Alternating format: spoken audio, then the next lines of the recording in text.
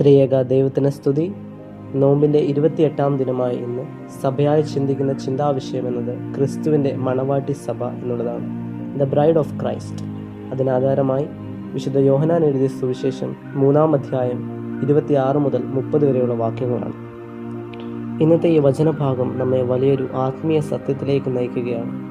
ഒരു വാക്ക് പ്രാർത്ഥിക്കാം. ഞങ്ങളെ അതിവാത്സല്യമായി സ്നേഹിക്കുകയും ഞങ്ങളെ കരുതുകയും ചെയ്യുന്ന വാഴ്ത്തപ്പെട്ട സ്വർഗീയ പിതാവാനാഥ, വീണ്ടും ഒരു സുന്ദര പകൽക്കാലം ഞങ്ങളുടെ ജീവിതത്തിലേക്ക് തന്നത് ഓർത്തങ്ങനെ നാമത്തെ സ്തുതിക്കുന്നു, വാഴ്ത്തുന്ന കർത്താവേ. താൻ താഴ്ത്തുന്ന ഒരു അനുഭവത്തിലേക്ക് ഞങ്ങളുടെ ഹൃദയങ്ങളെ കൊണ്ടുവരുവാൻ നീ ഒന്ന് സജ്ജമാക്കണമെന്ന് പ്രാർത്ഥിക്കുന്നു. എല്ലാം വേഗം വരുന്ന യേശു ക്രിസ്തുവിൻ്റെ നാമത്തിൽ തന്നെ, ആമേൻ. 3 ചെറിയ ചിന്തകൾ വേഗത്തിൽ പറഞ്ഞ് അവസാനിപ്പിക്കുവാനായിട്ടാണ് ഞാൻ ആഗ്രഹിക്കുന്നത്. ഒന്നാമതായി, എല്ലാം ദൈവത്തിൽ നിന്ന് ലഭിക്കുന്നതാണ് എന്ന് നാം മനസ്സിലാക്കണം. ഇവിടെ യോഹന്നാൻ പറയുകയാണ്, സ്വർഗത്തിൽ നിന്ന് കൊടുത്തിട്ടല്ലാതെ മനുഷ്യന് ഒന്നും ലഭിക്കുകയില്ല. വാക്യം 27. ഇത് വളരെ വലിയ ആത്മീയ സത്യമാണ് ഉണർത്തുന്നത്. നമ്മുടെ ജീവിതത്തിൽ ഉടനീളം ലഭിക്കുന്ന കഴിവുകൾ, നമ്മുടെ ജീവിതത്തിൽ ഉടനീളം ലഭിക്കുന്ന അനുഗ്രഹങ്ങൾ, ഇതെല്ലാം ദൈവത്തിൽ നിന്നുള്ള ദാനം എന്ന് നാം ഓരോ ദിനവും മനസ്സിലാക്കണം. അപ്രകാരം മനസ്സിലാക്കി ജീവിച്ച ഒരു വ്യക്തിയുടെ നേർചിത്രമാണ് ഈ ഒരു വേദഭാഗത്തിലൂടെ നമുക്ക് കാണുവാനും മനസ്സിലാക്കുവാനായിട്ടും സാധ്യമായി തീരുന്നത്. രണ്ടാമതായി നാം ചിന്തിക്കുന്നത്, യോഹന്നാൻ തന്റെ ദൗത്യം മനസ്സിലാക്കി. വാക്യം 28 നാം കാണുന്നു, ഞാൻ ക്രിസ്തുവല്ല, അവന് മുമ്പായി അയക്കപ്പെട്ടവൻ മാത്രമാണ്.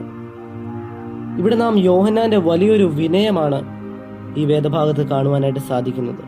യോഹന്നാൻ തന്റെ ഉത്തരവാദിത്വവും ദൗത്യവും അവൻ കൃത്യമായി നിർവഹിക്കുന്നത് ഈ ഒരു വേദഭാഗത്ത് പ്രതിഫലിക്കുന്നുണ്ട്.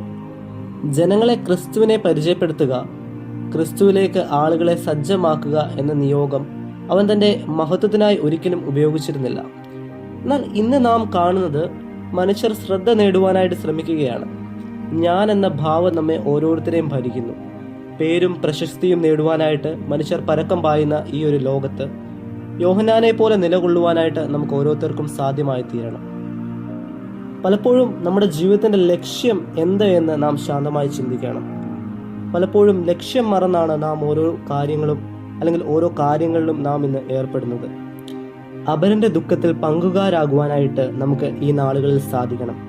മറ്റുള്ളവരെ ചേർത്ത് നിർത്തുവാൻ, അവരുടെ സങ്കടങ്ങൾ അല്ലെങ്കിൽ അവരുടെ വേദനകളെ ഒന്ന് പകരുവാനായിട്ട് നമ്മുടെ ഹൃദയങ്ങളെ നമുക്ക് ഒരുക്കുവാനായിട്ട് തയ്യാറാകണം.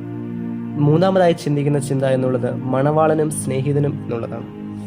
യോഹന്നാന്റെ ഒരു സുന്ദര ഉപമ ഇവിടെ പറയുന്നുണ്ട്. മണവാട്ടി ഉള്ളവൻ മണവാളനാകുന്നു, മണവാളന്റെ സ്നേഹിതൻ അവന്റെ സ്വരം കേട്ട് സന്തോഷിക്കുന്നു. വാക്യം 29.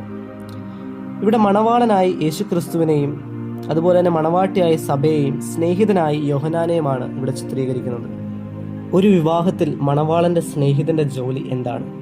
വിവാഹത്തിന് വേണ്ടുന്ന ഒരുക്കങ്ങളെല്ലാം ചെയ്യുക, എല്ലാം ശരിയായി നടക്കുവാനായി സഹായിക്കുക. പക്ഷേ വിവാഹം തുടങ്ങുമ്പോൾ സ്നേഹിതൻ പിന്നിലേക്ക് മാറും. അവിടെ മണവാളനാണ് പ്രാധാന്യം. യോഹന്നാൻ പറയുകയാണ്, ഈ എൻ്റെ സന്തോഷം പൂർത്തിയായിരിക്കുന്നു. ആളുകൾ അവൻ്റെ അടുക്കൽ വരുന്നതിൽ അല്ല, ആളുകളെ ക്രിസ്തുവിൻ്റെ അടുക്കലേക്ക് കൊണ്ടുപോകുവാനായിട്ടാണ് യോഹന്നാൻ ഇവിടെ ശ്രമിക്കുന്നത്. ഇത് തന്നെയാണ് യഥാർത്ഥ ക്രിസ്തീയ സ്നേഹവും.